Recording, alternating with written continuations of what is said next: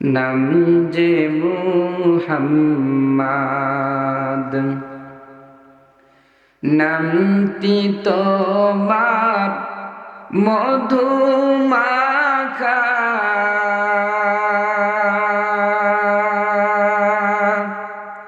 যায় না কভু ভুলে থাকা।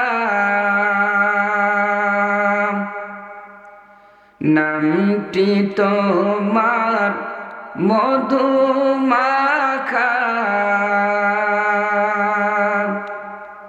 যায় না কভু ভুলে থাকা। জীবন মরণ দিয়ে যেন, জীবন মরণ দিয়ে যেন জপি দিবারাত। নাম যে মুহাম্মাদ, নাম যে মুহাম্মাদ। আরব দেশে জন্ম তোমার, নাম যে মুহাম্মাদ, নাম যে মুহাম্মাদ। তুমি দুনিয়ার রহমত, তোমার নামে আছে নাজাত। তুমি দুনিয়ার রহমত, তোমার নামে আছে নাজাত। রোজ হাসরে দিও তুমি, রোজ হাসরে দিও তুমি তোমারি শাফায়াত। নাম যে মুহাম্মাদ, নাম যে মুহাম্মাদ সাল্লাল্লাহু আলাইহি ওয়াসাল্লাম। আলহামদুলিল্লাহ, লক্ষ কোটি শুকুর এবং সুজুদ সেই মহান আল্লাহ পাক রব্বুল ইজ্জাতের দরবারে, যার কুদরতি হাতে আমাদের জীবন এবং মৃত্যুর জিম্মাদারি, যার কুদরতি আঙ্গুল হেলনে কুন ফায়াকুনের মধ্য দিয়ে সপ্ত আকাশ সপ্ত জমিন সৃষ্টি হয়েছে, যার ইঙ্গিতে সব ভেঙ্গে চুরে চুরমার, আসে ঝড় ঝঞ্ঝা প্লাবন মহাপ্রলয়, যার গগন গর্জনে সব শঙ্কিত আতঙ্কিত, পাহাড় পর্বত ভূকম্পনে প্রকম্পিত, সাগর উত্তোলিত, সেই রাজাধিরাজ, রাজার রাজা মহারস, সম্রাটের সম্রাট, দিন ও দুনিয়ার একত সত্তা অধিপতি আল্লাহ সুবহানাহু তাআলার দরবারে আমাদের শুকরানা শব্দ পৌঁছে যাক। সকলেই পড়ি আলহামদুলিল্লাহ। কি হচ্ছে বাবা? কি হলো? খুলে পড়ে যাবে নিজে বসো। প্রধান বক্তা এসব জানিয়েছে। আলহামদুলিল্লাহ, আলহামদুলিল্লাহ, মাশাআল্লাহ। আমাদের প্রধান মেহমান যিনি, উনি উপস্থিত হয়েছেন। আলহামদুলিল্লাহ, এটা খুশির সংবাদ। জয়পুরহাট থেকে জয়পুরহাট থেকে আসছেন ভাই মোহাম্মদ আলামিন মনে হয়। ওনার জন্য আমরা দোয়া করে আল্লাহ তাআলা সুস্থ শরীরে আমাদের মাঝে এসে কোরআন ও হাদিসের সুন্দর কথা বলার তৌফিক দান করে। সকলে বলি আল্লাহুম্মা আমিন। আমরা সবাই বলি আলহামদুলিল্লাহ। হৃদয় হিকায় ভাব আবেগ উজাড় করে সিজদায় অবনীত মস্তকে আরেকটা বার আওয়াজ উঠুক, সকলেই পড়ি আলহামদুলিল্লাহ। লক্ষ্য করে দরুদ সালাম এই বিশাল গগনচুম্বী মিম্বারের তলদেশ থেকে হিতারে ভাসিয়ে সোনার মাদিনায়, সকলেই পড়ি সাল্লাল্লাহু আলাইহি ওয়াসাল্লাম। আসেন, সময় খুবই সংকীর্ণ, অল্প সময়ের মধ্যে দু চারটি কথা আমি বলার চেষ্টা করব ইনশাআল্লাহ। আলহামদুলিল্লাহ, আল্লাহ তাআলার কাছে শুকরিয়া এবং আমি অনেকটা খুশি যে এই পহেলা বৈশাখ উপলক্ষে অনেক জায়গায় অনেক নোংরামি চলে, গান বাদ্যযন্ত্র বিচিত্র অনুষ্ঠান যাত্রা পালা গান, অনেক বেহায়পনা অশ্লীলতা চলে। কিন্তু আপনাদের এই পারগুরনয়ের যুবক সবাই পড়েন আলহামদুলিল্লাহ। সর্বপ্রথম ওই সমস্ত যুবকদের জন্য আপনাদের কাছে দোয়া চাই এবং আমিও দোয়া করি, আল্লাহ তাআলা যেন এদের হায়াতের মধ্যে বরকত দেয়। এদের মা বাবা যদি কবরে থাকে মাফ করে দেয়, যদি মা বাবা জীবিত থাকে মা বাবাকে যেন আল্লাহ তাআলা জীবনের গুনাহ মাফ করে একদম আল্লাহর ওলি বানিয়ে দেয়। সবাই বলে আল্লাহুম্মা আমিন। এই পহেলা বৈশাখ উপলক্ষে কিন্তু অনেক জায়গায় অনেক বেহায়পনা অশ্লীলতা আমাদের বাংলাদেশে ছড়াচ্ছে, আছে না নাই? আছে, অনেক বেহায়পনা ছড়ায়। আপনি দেখবেন পহেলা বৈশাখ আসলে পরে সকালবেলায় পান্তা খাওয়ার ধুম পড়ে যায়, আছে না নাই? আগামীকাল সকালে দেখবেন, আজ রাত পহেলে, কালকে পহেলা বৈশাখ না, আগামীকালে তো পহেলা বৈশাখ। কি যুবক ভাই, কি আগামীকাল পহেলা বৈশাখ না? আগামীকাল পহেলা বৈশাখ পড়লে সকালবেলা পান্তা খাওয়ার ধুম পড়বে, আছে না নাই? কেন? বলে এই পহেলা বৈশাখের দিন পান্তা খেলে নাকি একটা স্ট্যাটাস বাড়ে, একটা ভাবমূর্তি নাকি বৃদ্ধি হয়। আমার কথা হলো বন্ধু, তোমাদের কাছে আমার প্রশ্ন হলো, যদি পহেলা বৈশাখ একদিন পান্তা খেলে যদি ভাবমূর্তি বেশি হয়, তোমাদের যদি স্ট্যাটাস যদি বেশি হয়, তাহলে পারে আমাদের গ্রামগঞ্জের যে কামলাগুলো আছে ওরা তো প্রতিদিন পান্তা খায়, তাহলে ওদের ভাব তো আরো বেশি। কথা বলেন ঠিক কিনা? তার মানে তুমি কি বুঝাতে চাইলে? তুমি ভাব নিতে গিয়ে তো দেখলাম আমাদের এলাকার যে শ্রমিক মানুষগুলো আছে যারা কৃষি কাজ করে খায়, এদের চাইতেও তুমি নিম্ন পর্যায়ে একটা লোক। কথা বলেন ঠিক কিনা? কারণ এটা যে ভাবই হয় তাহলে তাদের ভাব বেশি, কারণ তারা প্রতিদিন খায়। এরপর আরেকটা বোকামি হলো যে পান্তা যারা আমরা খাই, আমিও খেয়েছি, আমিও এখন মাঝে মাঝে খাই। আপনারা খান পান্তা? গ্রামগঞ্জের মানুষ কিন্তু মাঝে মাঝে পান্তা খায় না, কি বলেন সভাপতি সাহেব? আপনি? হ্যাঁ, সভাপতি সাহেব পান্তা খায়।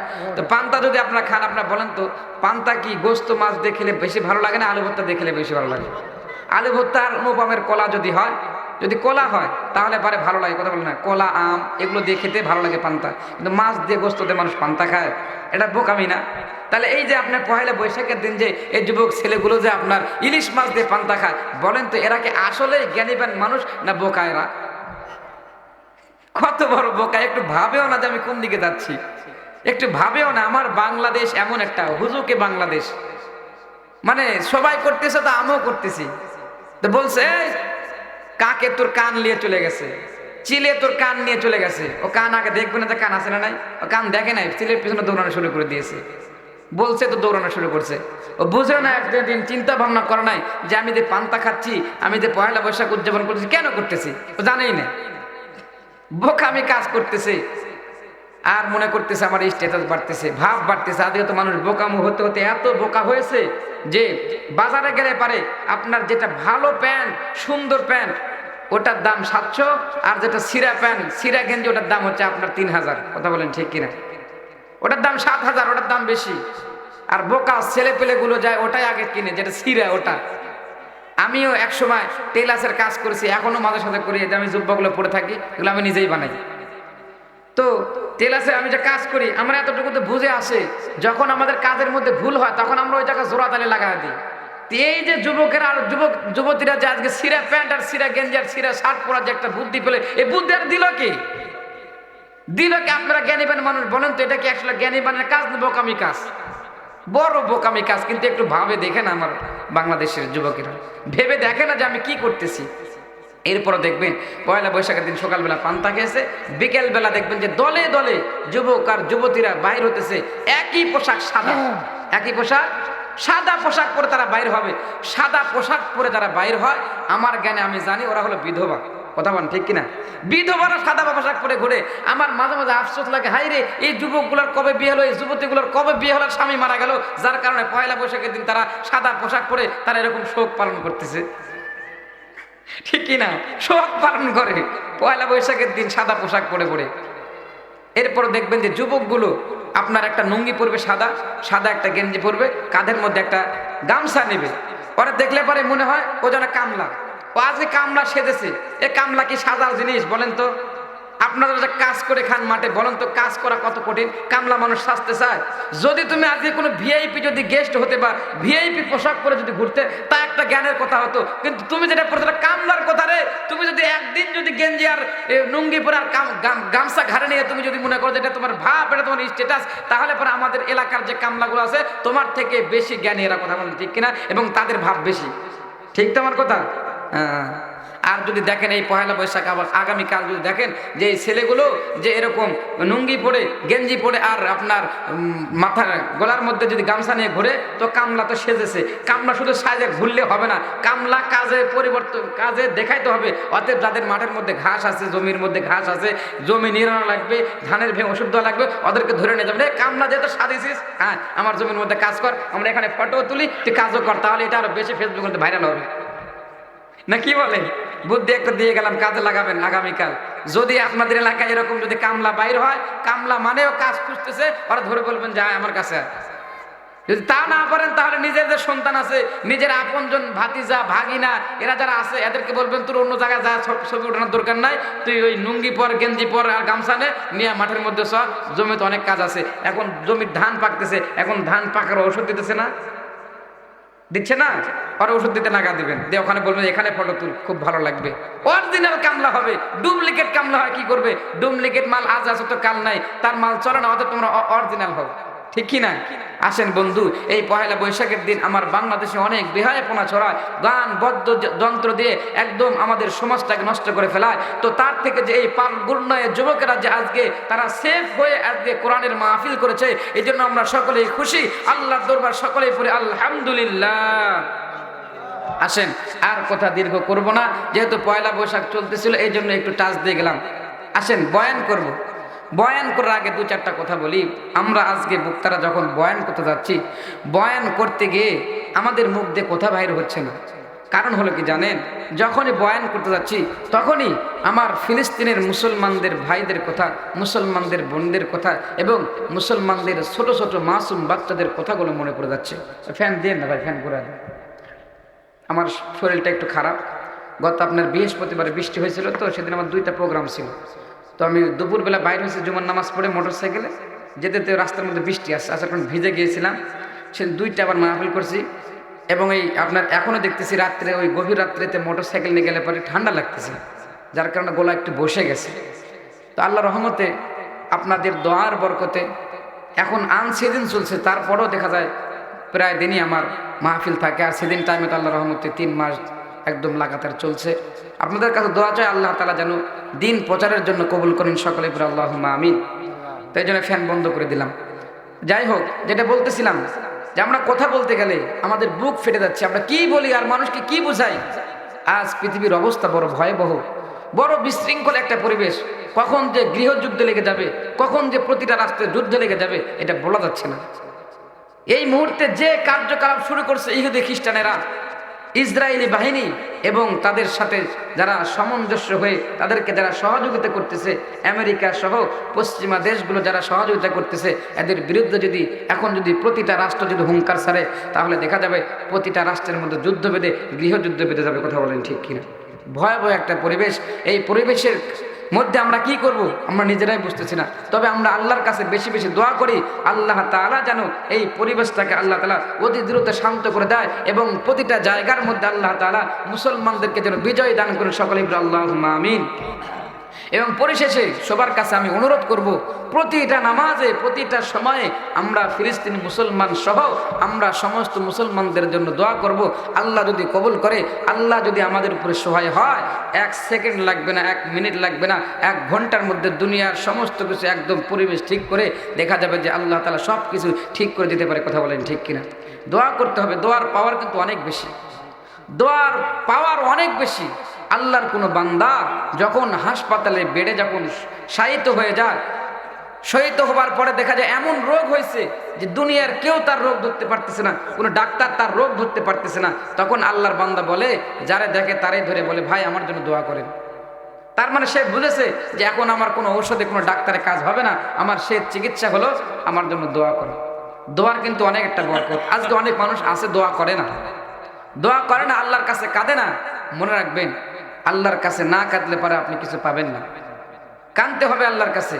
মা বাবার কাছে সাধারণত আপনি কিছু চাইলে মা বাবা যদি একটু নারাজ হয়, যদি দিতে না চায়, দেখা গেলে একটু কানলে পারে দিয়ে দেয়। আর মালিকুল মাওলা, যিনি তো রহমান, যিনি তো রহিম, ওনার কাছে যদি আমি কাঁদি তাহলে পারে দোয়ার পাওয়ার এত হাদিসের মধ্যে এসেছে, যেটা হবার কথা বান্দার সেটাও আল্লাহ তাআলা দোয়ার কারণে পরিবর্তন করে দেয়। জোরে কোন সুবহানাল্লাহ। এই জন্য আমরা ফিলিস্তিন মুসলমানদের জন্য, তামাম বিশ্বের মুসলমানদের জন্য আমরা বেশি বেশি দোয়া করব, আল্লাহ তাআলা অতি দ্রুত, অতি তাড়াতাড়ি এই পৃথিবীর অবস্থাকে শান্ত করে তামাম বিশ্বের মধ্যে মুসলমানদেরকে বিজয় দান করে দেন। সকলে বলি আল্লাহুম্মা আমিন। আসেন আমি সরাসরি কোরআন থেকে আলোচনা করব, আপনারা কি থাকবেন তো ইনশাআল্লাহ? তাকবীর দেন, লিল্লাহি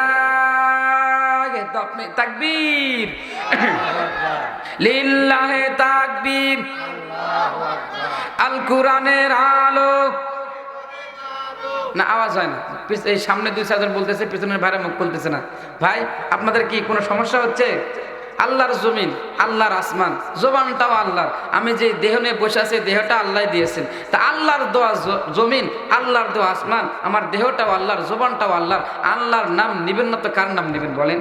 অনেকে আজকে তো বাইর হয়েছে, অনেক হুজুররা বলে যে আল্লাহর নাম নাকি জমিনে জোরে নেওয়া যাবে না। এমনও ফতোয়া দেয়, বলে জোরে জিকিরও করা যাবে না। তা তোর নাম নেওয়া যাবে? তোর নাম তো তুই ফেসবুকে খুব ভালোই ছড়াস, তোর নাম তো না আনলে পরে তুই তো খুব রাগ করিস। মাঠ ফেলে যখন স্টেজে ওঠা হয় তখন তোমার নাম তো খুব জোরে স্লোগান দেওয়া হয়, তখন তো কিছু বলো না।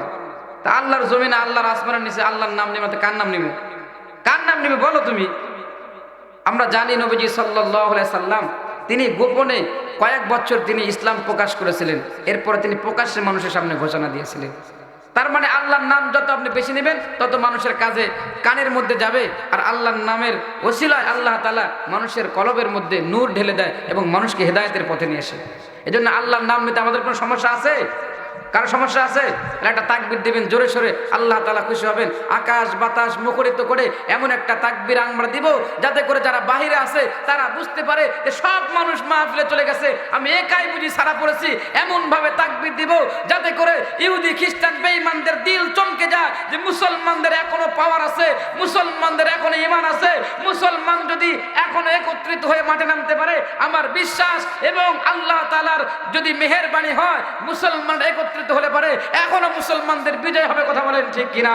এজন্য আওয়াজকে বুলন্দ করে সমস্ত শক্তি জোরে 2 হাত উঁচু করে একটা তাকবীর লাগাই, লিল্লাহি তাকবীর। এ বন্ধু আর কথাদের বেশি দীর্ঘ করব না, কারণ সময় অত্যন্ত সংকীর্ণ, অল্প কিছু কোরআন থেকে আলোচনা করব। এ বাজান রে, আমি কিন্তু কোরআনুল কারীমের 1 নাম্বার সূরা, কেউ বলেছেন 2 নাম্বার সূরা, সূরা বাকারা থেকে আমি কিন্তু মাত্র একটা আয়াত তেলাওয়াত করেছি। আল্লাহ পাক রব্বুল আলামিন কোরআনুল কারীমের আয়াতের মধ্যে ডাক দিয়ে বলতেছেন, আলিফ লাম মিম, যালিকাল কিতাবু লা রাইবা ফীহি হুদাল লিল মুত্তাকিন।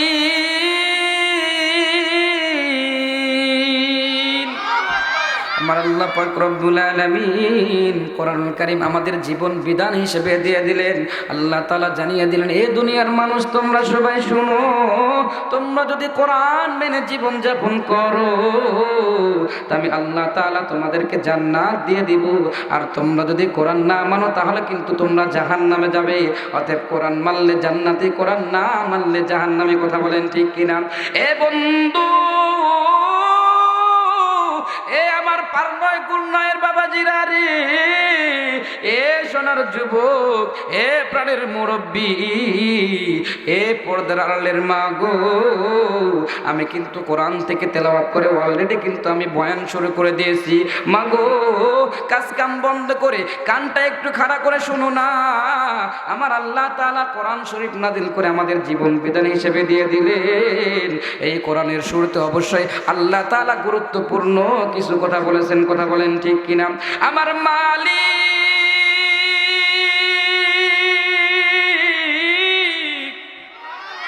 ডাক দিয়ে বলেন, রে দুনিয়ার মানুষ তোমরা সবাই শুনো, আমি আল্লাহ তোমাদেরকে এমন একটা কিতাব দিলাম, যালিকাল কিতাব লা রাইবা ফি, এই কিতাবের মধ্যে কোনো সন্দেহ নাই। মানুষ সন্দেহ করবে এমনও কোনো বাপের বেটার শক্তি নাই। কথা বলেন ঠিক কিনা? এই কোরআন যারা মানবে, আল্লাহ তাআলা বলে দিলেন হুদাল্লিল মুত্তাকিন, এই কোরআন যারা মানবে আল্লাহ তাআলা তাদেরকে হেদায়েতের রাস্তা দেখায়া দিবে। এজন্য বলেন তো কোরআন মানার দরকার আছে না নাই? এই কোরআন সকল সমস্যার সমাধান দিতে পারে, সমস্ত প্রশ্নের উত্তর দিতে পারে। কথা বলেন ঠিক কিনা? এজন্য আমরা একটা স্লোগান দিয়ে থাকি, সব সমস্যার সমাধান দিতে পারে আল কোরআন। কথা বলেন ঠিক কিনা? এই স্লোগানটা আমি এখন দিতে চাই। আমি বলবো সব সমস্যার সমাধান, আপনারা বলবেন দিতে পারে আল কোরআন। পারবেন তো ইনশাআল্লাহ? সব সমস্যার সমাধান। সন্দেহ হয়? বলেন সন্দেহ হয়? তাহলে আওয়াজ বৃদ্ধি করে সবাই বলেন সব সমস্যার সমাধান। এ বাজান, সব সমস্যার সমাধান কোরআন দিতে পারে। একবার খলিফাতুল মুসলিমিন হযরত ওমর ফারুক রাদিয়াল্লাহু তাআলা আনহুর কাছে চারজন ফেরেশতা, চারজন কাফের যায় ডাক দিয়ে বলতেছে, কয়েকজন কাফের যায় ডাক দিয়ে বলতেছে, খলিফাতুল মুসলিমিন হযরত ওমর শোনো, আমরা শুনেছি তোমাদের কোরআন নাকি সকল প্রশ্নের উত্তর দিতে পারে, সমস্ত সমাধান দিতে পারে। এই খলিফাতুল মুসলিমিন শোনো, আমরা কাফেররা তোমাকে চারটা প্রশ্ন করব, তুমি যদি কোরআন থেকে চারটা প্রশ্নের উত্তর দিতে পারো, আমরা কাফেররা বললাম আমরা তোমাদের কোরআনকে মেনে তোমার হাতে হাত দিয়ে কালেমার মালা গলায় পরে নিব।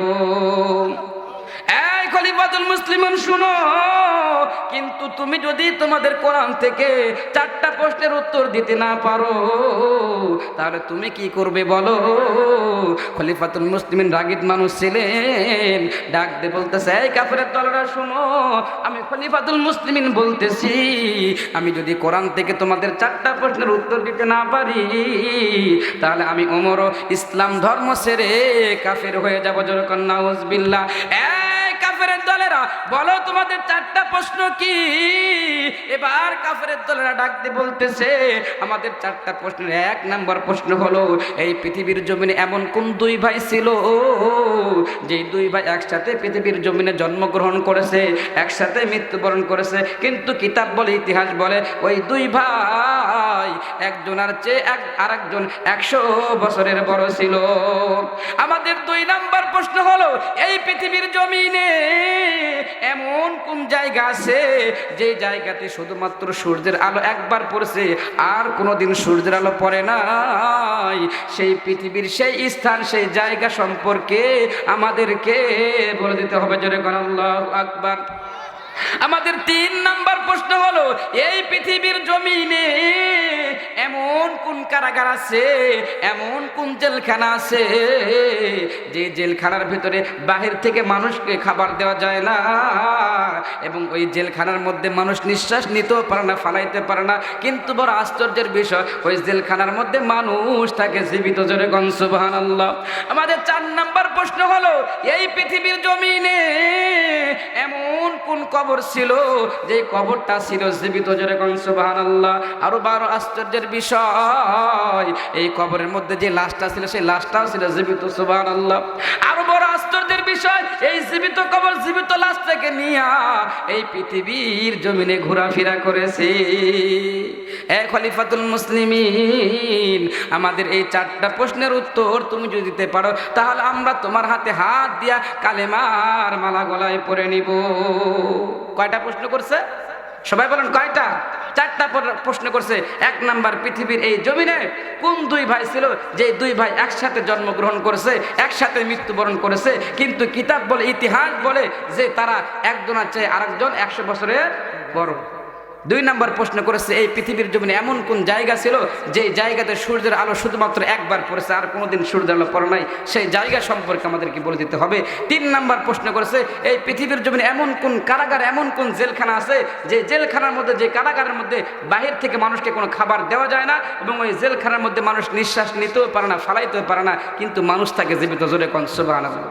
চার নাম্বার প্রশ্ন করছে, এই পৃথিবীর জমিনে এমন কোন কবর ছিল, যে কবরটা ছিল জীবিত, এবং কবর মধ্যে যে লাশটা ছিল সেই লাশটা ছিল জীবিত, এবং ওই জীবিত কবর জীবিত লাশটাকে নিয়ে পৃথিবীর জমিনে চলাফেরা করেছে। এই চারটা প্রশ্ন খলিফাতুল মুসলিমিন হযরত ওমরকে করেছে। এই চারটা প্রশ্নের উত্তর খলিফাতুল মুসলিমিন কিভাবে কোরআন থেকে দিবে, কে দিবে, কিভাবে দিবে, এটা আমি আবু রায়হান নাটোরে আপনাদেরকে বলে দেব। আপনাকে শুনবেন তো ইনশাআল্লাহ? বাড়ি চলে যাবেন কে কে, একটু হাত জাগান দেখি। কেউ যাবেন না? না থাকবেন কে কে, তারা একটু দিয়ে হাত জায়গা তাকবীর লাগান, লিল্লাহি তাকবীর। এ সোনার বন্ধু,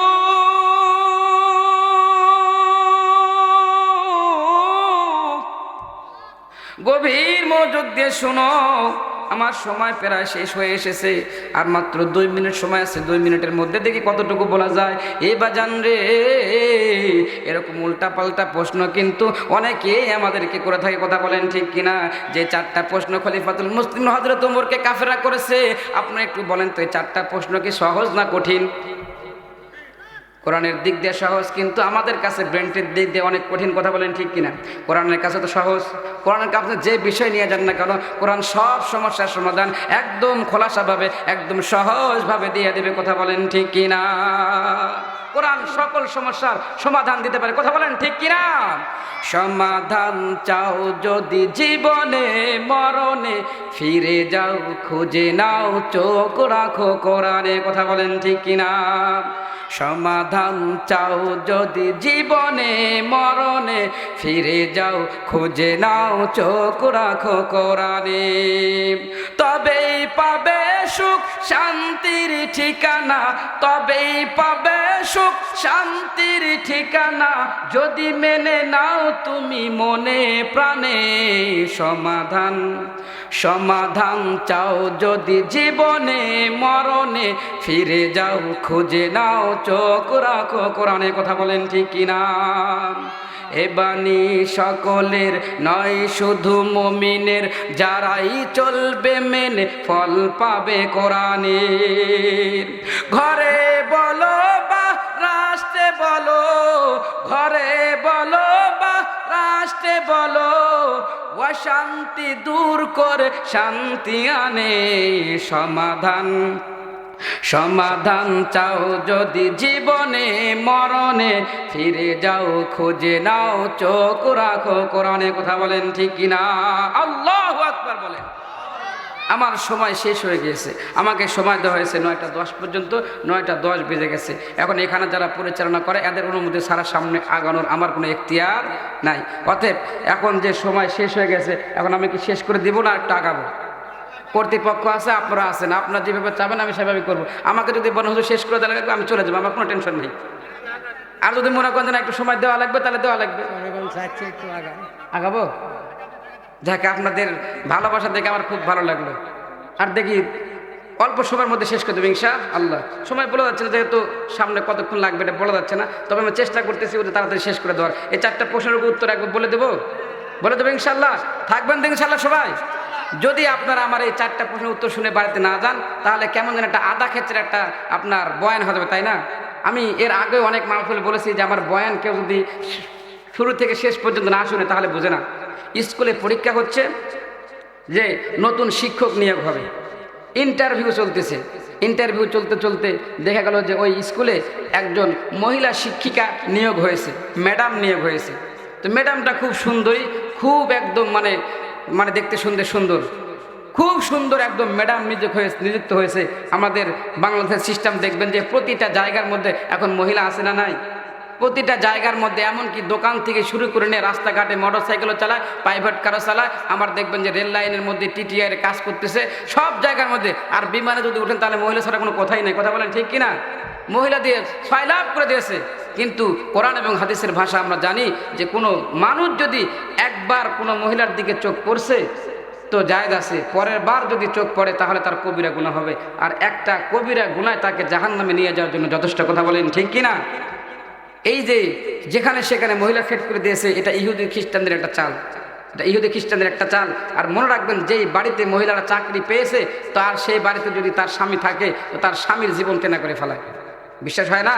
যার বাড়িতে বউ চাকরি করে তারা একটু জিজ্ঞাসা করেন তুমি কেমন আছো, আর সাধারণত আমাদের বউ যদি একটু বাপের বাড়ি থেকে যদি 2-4 হাজার টাকা এমনি যদি খুশি খুশি নিয়ে এসে ঈদের মধ্যে যা যদি একটু ঈদ করার জন্য যদি হাত দিয়ে দিয়েছে, ঈদের সালামি দিয়েছে, তো ওই টাকা যদি বাড়িতে নিয়ে এসে তো মাঝে মাঝে বলে যে আমার 1,000 টাকা কই, কেরে আমি প্রতিদিন বাজার করি, প্রতিদিন বাজারে গেলে পরে 4,000-5,000 টাকা খরচ করি, তাহলে কতদিন থেকে বাজার করতেছি, ওই 1,000 টাকা কি আছে?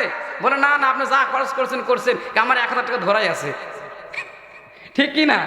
আর যদি মনে করেন যে কোনোভাবে যদি শ্বশুর বাড়ি থেকে যদি কিছু জিনিসপাতি যদি আপনার বাড়িতে পাঠায়, পাতিল বলেন আপনার যেগুলো জিনিসপাতি যে কোনো কিছু পাঠায়, তো বছরকে বছর চলে যাবে, ও বলবে একটু পর পরে যে আমার বাপের বাড়ির জিনিসপাতি আপনি কি বলতেছেন, ঠিক কি না? বাপের বাড়ির জিনিসপাতির খোঁজ থাকবে। তো আসলে আমি যেটা বলতে চাচ্ছিলাম যে মহিলা যদি আমরা তাকাই তাহলে পরে আমাদের কবিরা গুনাহ হবে, হবে কি হবে না?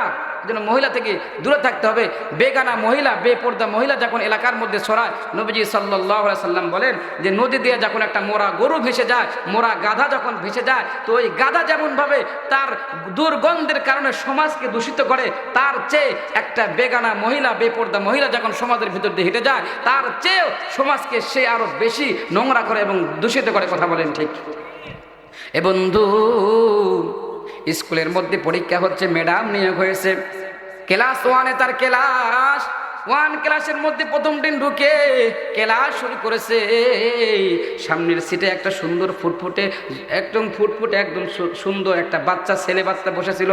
পড়াইতে পড়াইতে ম্যাডাম যায় তার গালটা ধরে এরকম করে ডাক দিয়ে বলতেছে, খুব সুইট তুমি, খুব মিষ্টি, এত সুন্দর তুমি, তোমাকে আমার খুব ভালো লেগেছে। ছোট্ট বাচ্চা 1 ক্লাসে ডাক দিচ্ছে, ম্যাডাম আপনাকে আমার খুব ভালো লেগেছে, আপনি খুব সুন্দর, আমার খুব মনে ধরছে, আপনাকে আমার পছন্দ হয়েছে। আজকেই বাড়ি যাব, যাবার পরে বাবা মার সাথে কথা বলবো, আপনার বাড়িতে পাঠা দেবো, একদম পাকাপোক্ত যা কথা সব সেরে ফেলবে। ক্লাস 1-এর ছেলে ম্যাডামকে বলতেছে যে বাড়ি যাওয়ার পরে বাবা মাকে পাঠিয়ে দেবো, সব কথাবার্তা একদম পাকা করে ফেলাবে। ম্যাডামের মাথা ঘুরে গেছে, বলে কি রে আপনারা কি বলতেছেন যে এই ছোট্ট ছেলে ম্যাডামকে কি এর প্রস্তাব দিতেছে? বলেন বিয়ের প্রস্তাব, তাই না? হ্যাঁ, বিয়ের প্রস্তাব। বুদ্ধি আছে, দেখছেন? বুদ্ধিমান মানুষ, আপনি খেয়াল রাখেন, আপনি বুদ্ধিমান মানুষ। এরপরে যখন এই কথা বলছে, ম্যাডাম রাগ করে ডাক দিচ্ছে, এই ছেলে কি বলতেছো? ছোট্ট বাচ্চা ডাক দিয়ে বলতেছে, ম্যাডাম রাগ করতেছেন কিসের জন্য? আমি তো আপনার খারাপ কথা বলি নাই। বলতেছে, খারাপ কথা বলো নাই মানে? তুমি বলতেছো যে তুমি বাড়ি যাইবা, বাড়ি যাবার পরে বাবা মাকে পাঠায় দিবা, তারা পাকাপোক্ত সব কথা সেরে ফেলবে, তার মানে তুমি আমার বিয়ের প্রস্তাব দিতেছো। ছোট্ট সন্তান ডাক দিয়ে বলতেছে, ম্যাডাম গো, না না, আমি আপনার বিয়ের প্রস্তাব দিই নাই, আপনার আমার পছন্দ হয়েছে, আপনারা আমার মনে ধরেছে, বাবা মাকে পাঠায় দেবো, সব কথাবার্তা পাকা করবে, তার মানে আমি আপনার কাছে প্রাইভেট পড়তে চাই। আগে কি বলছিলেন? বিয়ে, এখন কি হলো? প্রাইভেট। তার মানে মাঝখানে শুনেছেন, শেষের মাত্র 2টা কথা শুনেন নাই, আপনার পুরো ঘটনাটাই পাল্টে গেছে। কথা বলেন ঠিক কিনা? এখন আমি যে 4টা প্রশ্ন করেছি আপনাদের যদি পরে পরে যদি না শোনায় দিই, বাড়ি যাবার পরে একটা বুঝবেন, আর শেষ হলে পরে আর একটা বুঝবেন। কথা বলেন ঠিক কিনা? এই জন্য শেষ পর্যন্ত থাকার দরকার আছে না নাই? থাকবেন তো ইনশাআল্লাহ? থাকবেন তো ইনশাআল্লাহ? এ বন্ধু, খলিফাতুল মুসলিমিন হযরত ওমরকে কাফেররা 4টা প্রশ্ন করেছে। 1 নাম্বার প্রশ্ন করেছে, খলিফাতুল মুসলিমিন, এই পৃথিবীর জমিনে এমন কোন 2 ভাই ছিল যে 2 ভাই একসাথে জন্মগ্রহণ করেছে, একসাথে মৃত্যুবরণ করেছে, কিন্তু কিতাব বলে এই 2 ভাই একজনের চেয়ে আরেকজন 100 বছরের বড়? এটা কোন 2 ভাই ছিল? খলিফাতুল মুসলিমিন হযরত ওমরের মাথা ঘুরে গেছে, কারণ যে প্রশ্ন করেছে এটা সাধারণ কোনো প্রশ্ন নয়, কঠিন প্রশ্ন করেছে। এমন কঠিন করেছে, যদি বলা হয় যে কঠিনের চেয়ে যদি কিছু কঠিন থাকে, এমন প্রশ্ন করেছে। কারণ কাফেররা উমরে ফারুকের কাছে এসেছে মুসলমান হওয়ার জন্য নয়, ওরা এসেছে মুসলমান ইমান ধ্বংস করে মুসলমানকে বেঈমান বানানোর জন্য। কথা বলেন ঠিক কিনা? আজ আমার পৃথিবীর জমিনে অনেক ইহুদি খ্রিস্টান বেঈমান কাফেররা চক্র করে আমাদের মুসলমানদেরকে বেঈমান বানাতেছে, আমরা মুসলমান বুঝতে পারি না। কথা বলেন ঠিক কিনা? তার মধ্যে সব থেকে বেঈমান এবং সব থেকে গুনার মধ্যে লিপ্ত করেছে আমার মুসলমানদেরকে, সব থেকে বেশি খারাপের দিকে নিয়ে গেছে বর্তমানে স্ক্রিন টাচ মোবাইল। কথা বলেন ঠিক কিনা?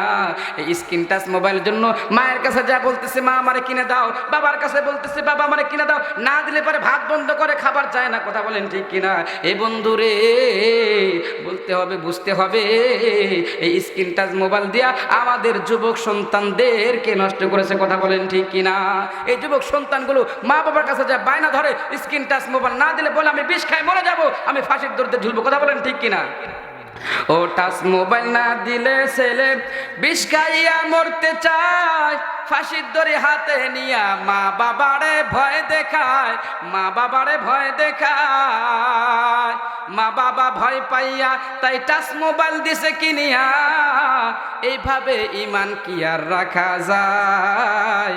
কি বেদি হইয়াছে সোনার বাংলায় বন্ধুরে, কি বেদি হইয়াছে সোনার বাংলায়, কথা বলেন ঠিক কিনা?